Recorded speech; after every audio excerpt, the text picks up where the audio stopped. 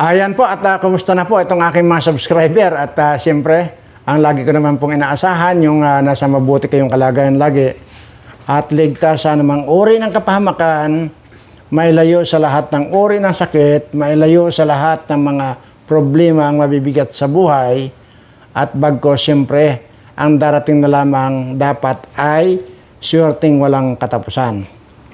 At tuloy po ay hindi po sana ako magbablog ngayon dahil galing po kami sa kabundukan at katunayan hindi ko na po nagawang magbihis at dahil nga po kaya lang po ako nakapag-vlog dahil gusto ko lamang pong ibalita na nagkalat na po yung mga bangkay ng mga congressman na nagkamatay po. Kung saan-saan po nagkalat yung mga bangkay nila. Alam niyo po ba kung bakit? Kung anong dahilan? Sabay-sabay po yung mga gustong-gusto pong i-impeach si Sara Duterte ay mukhang malabo nang mangyari. Kaya iyan siguro at yun na yung sabay-sabay na lang silang nagbigti. Kaya po nagkalat ngayon dyan yung mga bangkay ng mga gustong-gustong ma-impeach si Sara. At siyempre, lagi naman po tayo merong patunay dito. Di ba? Na ito po ang dahilan. Ang dahilan po ay ito. Papanood ko po sa inyo ang dahilan kung bakit nagkalat po yung mga bangkay nitong mga kongresistang ito ay dahil dito. Ito po ang dahilan, yan. Para lagi tayong merong ebidensyang may ipakita rito. At yun nga lang, sige, mamaya na muna yung daldal, Tama na yung daldal. O, yan na. Malabong umusad ang nilulutong impeachment case laban kay Vice President Sara Duterte dahil sa negative na ang trust ratings ngayon ni Pangulong Ferdinand Marcos Jr. May pahayag naman ang isang kongresista sa impeachment, si MJ Mondihar sa report. Ayan. So, ulitin natin, Malabong umusad ang nilulutong impeachment case laban kay Vice President Sara Duterte dahil sa negative na ang trust ratings ngayon ni Pangulong Ferdinand Marcos Jr. May pahayag naman ang isang kongresista sa impeachment, si MJ Mondihar sa report.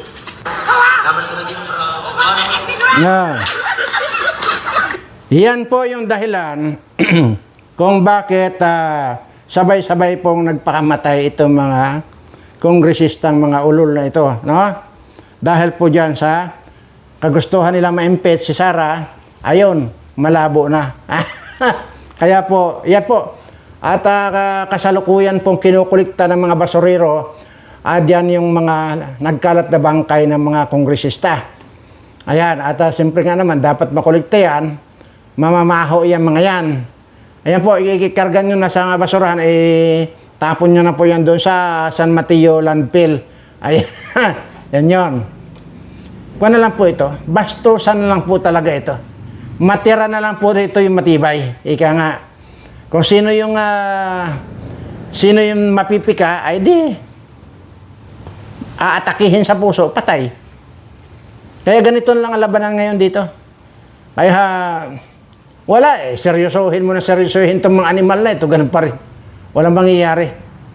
Kaya, ganyan lang ang gagawin natin. Asarin na lang natin ng asarin itong mga animal na ito. Pero wala na pong gustong pumirma sa impeachment dito kay VP Sara. So speaking of Dubai, Abu Dhabi Abu Dhabi at Dubai po magkalapit lang po yan na kung saan po ay nandoon si Bangag sa Abu Dhabi na sinasabi inimbita raw siya ng yung prinsipe roon or ano bang tawag nila doon sa nila doon, presidente nila. Hindi naman yata presidente, ewan ko. Basta may tawag sa kanila. At makikipagkita raw sa mga Filipino community raw na dyan po napakaraming mga Pilipino sa Dubai. Dyan sa Abu Dhabi, Dubai na yan. Napakaraming pong Pilipino. At alam nyo po ba, na napakasarap mamili dyan ng mga gold. Yung mga paraphernalias. Kagaya mga kwenta, sing-sing o ano pa. Nakpo, talagang napakarami po. Makikita nyo yung talagang hanggang dito na halos parang Chaliko mo na yung ginto. Diyan po sa Dubai. At alam niyo po ba, yung parang Malacanang, yung parang Malacanang ng Dubai, ginto. Ha! Oh, ngayon nyo lang alam yan. Ganun po. Napaka yaman talaga niyan. Anyway, so dahil nga po dyan na nakipagkita si Bangag sa mga Filipino community, inisnab. Wala man lang gustong makipag-holding hands, kamayan kay Bangag dahil nadidiri sila. Tapos ito kay Butod lalo na, mayroon pa nga raw yung inaabot yung kamay ni Ibay Butod tinalikuran ng Pilipina Tapos bubulong-bulong daw yung Pilipina. Ba't naman ako makikipagbiso-biso sa iyo ay amoy drugs ka. Kadiri, madinin mo. Totoo po ito, itong kinikwento ko na ito. Wala daw talaga, wala naman ako ron. Siyempre, kaya kailangan natin gamitin yung daw. At kahit pa paano ay marami po tayong mga kaibigan dyan sa Dubai at saka sa Abu Dhabi. Hindi lamang po basta Pilipino ang mga nandyan. Yung mga citizen din po dyan, yung mga Arabo dyan. May mga kaibigan po tayo. Kagaya ni Ahmed.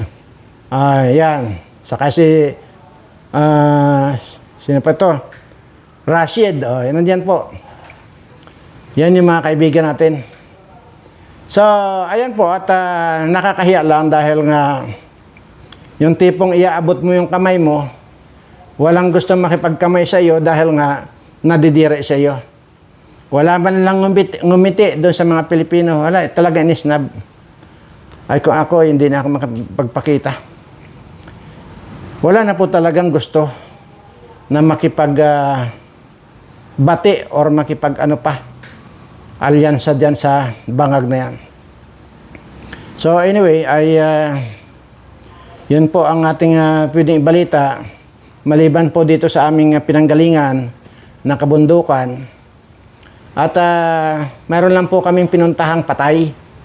Actually. Kaya nagpakita lang tayo dahil yung namatay, nako po, ay kwan po yun. Talagang sobrang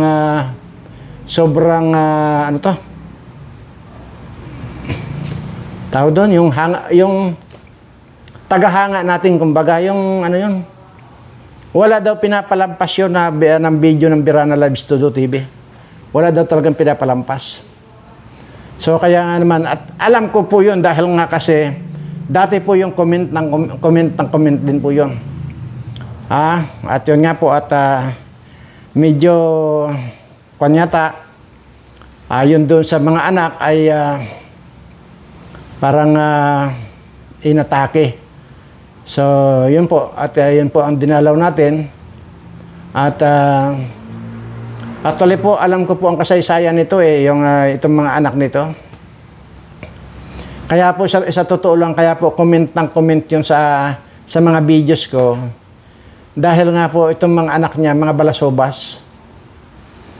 Mga balasobas po. Kaya nandun lang, madinin mo, mumurahin ng anak. At ang tanda-tanda na paghahanapan pa na magtrabaho sa bahay or maghugas, kung ano dyan, magplansa ng kanilang maglaba, ay katanda-tanda na yun Ang tanda na po. Tapos minumura pa nila. At ayun. Pero ngayon namatay, ayun. Ako naman, yung pinapakita kunwari, mahal nila yung nanay nila. Grabe. Naiiyak lang talaga ako sa totoo lang. Hindi ko kaano-ano yan Yun po yung lagi ko tinuturo sa inyo. Habang nakakakita pa, habang nakakarinig pa, habang nakakakain pa yung inyong mga magulang, ibigay nyo na po yung para sa kanila. Sinabi ko po yan sa inyo. kaunti lang pong bagay na maiabot ninyo dyan, pasalubong o ano, napakalaking bagay na po yan sa mga matatanda nating mga kababayan, mga senior citizen natin. Ay ako naman kasi, ay kahit na walang magmahal sa akin ng anak, wala pong problema dahil sanay po ako nag-iisa. Nag-iisa po talaga ako sa buhay ngayon. Kaya, pero, alam ko pong i-apply. Alam ko pong lumugar sa pagiging matanda at alam ko pong lumugar sa pagiging bata sa mga matatandang mga magulang. Ito po, ayon po dito, matagal ko na pong alam ito eh. At yung mga anak nito, mga balasobas eh, dahil kung kakain daw nga sila eh, kung kakain daw itong mga anak, ni hindi man lang daw niyayaya yung nanay nila. Hindi man lang niyayaya. Siyempre ito naman matanda, kakain na lang kahit ano dyan. See? Kaya naman nung time na yon ay wala naman po tayo, hindi ko naman po pinabayaan ito. Itong matandang ito, hindi ko po pinabayaan ito. Kuwan po yan. Regular po yung pag-supply namin dyan ng kuwan. Pangangailangan itong matandang ito. At karamihan pa nga dyan, mas nakikinabang pa itong mga balasobas niyang mga anak doon sa mga ibinibigay ko sa magulang nila. Nagsusumbong po talaga dati yung matanda sa akin. At hindi lamang po basta nagsusumbong, pinaimbestigahan ko po yan eh. Kaya alam ko. Pinaimbestigahan ko po yung kung totoo yung sinusumbong niya sa akin. Na ganitong araw, tinatrato siyang baboy ng mga anak niya. At kung ano-ano raw, yung kwan. At sinisigawan pa nga raw kung pinipilit para maglaba. Ang tanda-tanda na nga po yun, yung matandang yan, yung namatay. So, yun po. Tapos ngayon, nagkukunwari ngayon yung kwan. Yung anak. Na kunwari, mahal na mahal niya yung nanay niya. Pero, sige, ibigay na natin yung benefits of the doubt doon. Sige, kunwari na lang ay talagang totoong mahal na mahal niya yung nanay niya, no? Kasi nandoon lang po na yung tagal namin doon hindi po maalis yung anak niya doon sa tabi ng atawle. At iyak ng iyak yung anak. Kung totoo man yun, dapat lang na pagsisihan nila yung mga ginawa nila doon sa nanay nila. Dahil base doon sa pagpapaimbestiga ko, talagang totoong mga binababoy nila yung magulang nila, yung nanay nila. Yun po yung sinasabi ko. Kaya kung totoo man yun, na talagang yung iyak niya na yun at hindi pakitang tao, well, yun ang magsilbing aral sa iyo na baka gawin sa iyo ng anak mo yan, yung ginawa mo sa nanay mo.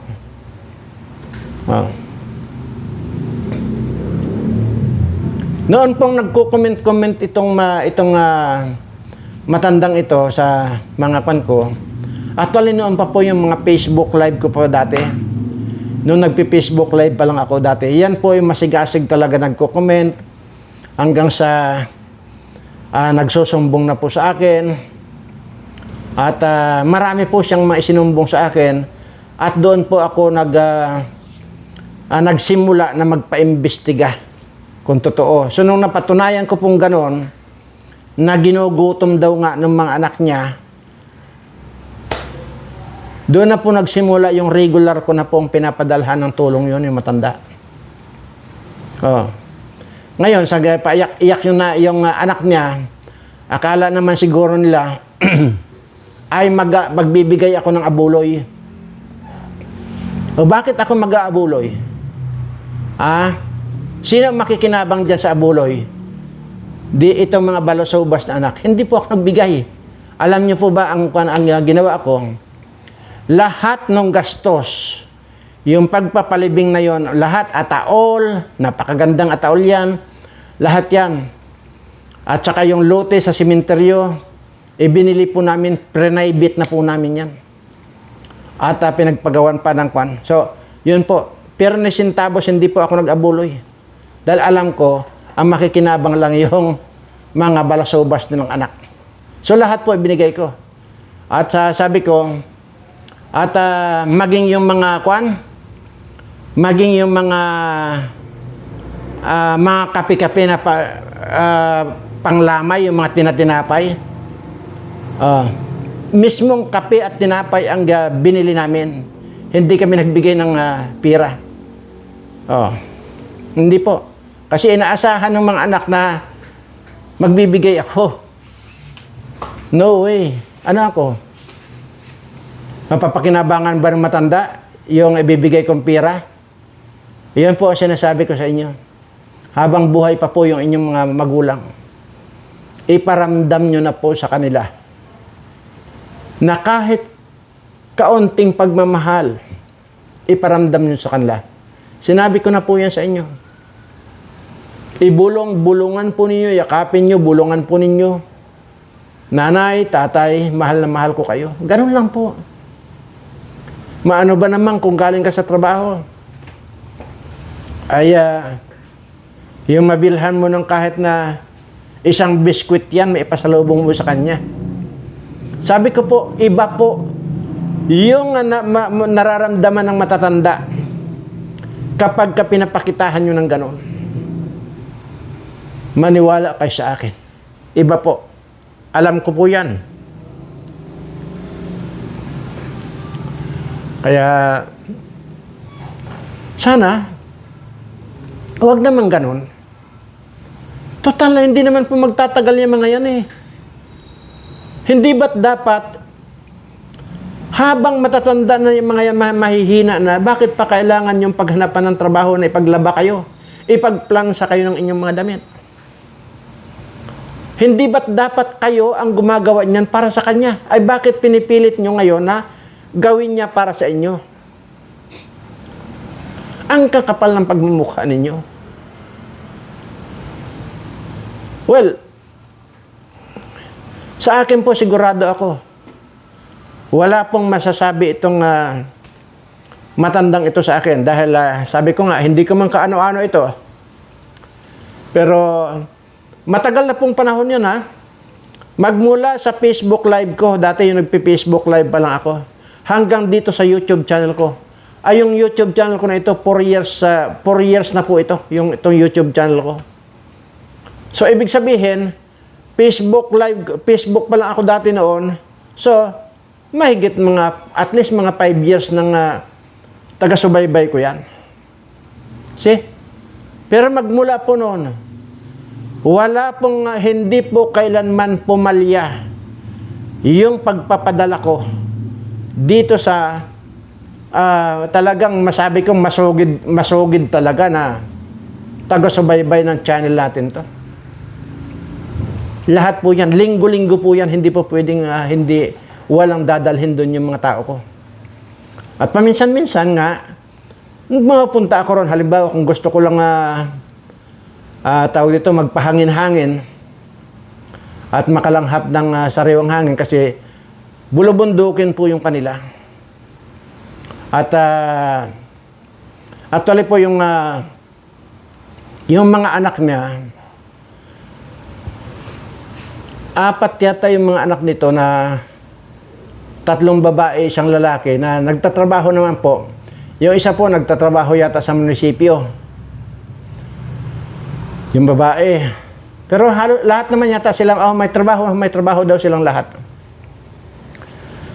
At tapos ganun ang makukuan mo, mababalitaan mo na kung ano yung tira nila, yun lang daw ang ibibigay, ipapakain na doon sa nanay nila.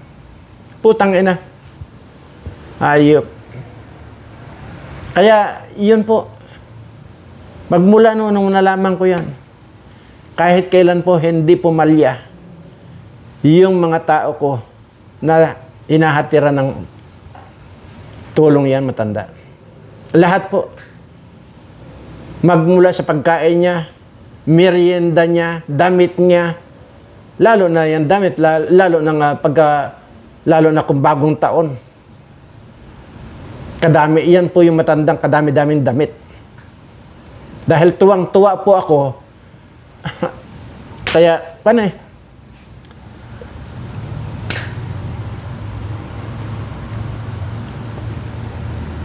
Ganito lang po yan eh.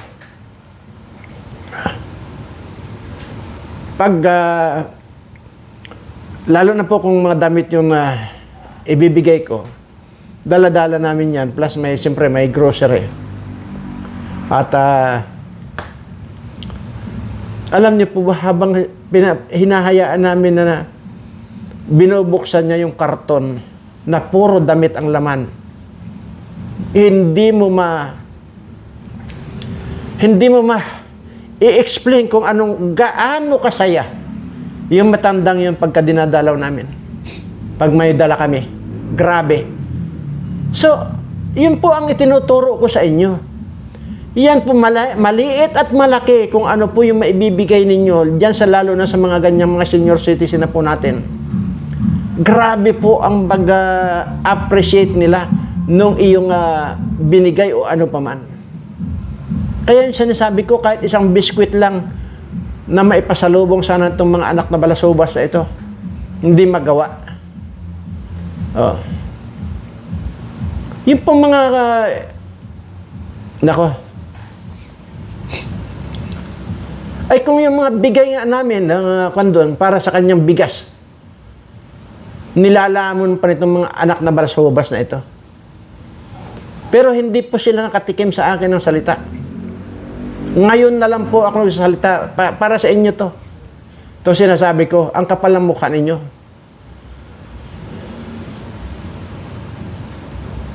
Siguro dahil sa sobrang sama na rin siguro ng loob nitong nanay ninyo.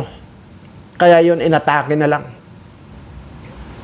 Anyway, parang marami po akong ikukwento pero parang hindi ko na, parang mas nangingibabaw yung emotional ko po. Kasi sobra talagang kwan yun. Yung matandang yun. Sobrang grabe yung kwan. Anyway, sige, hanggang dito lang po at sa lahat po ng mga subscriber ko, mahal na mahal ko po kayong lahat. Salamat po.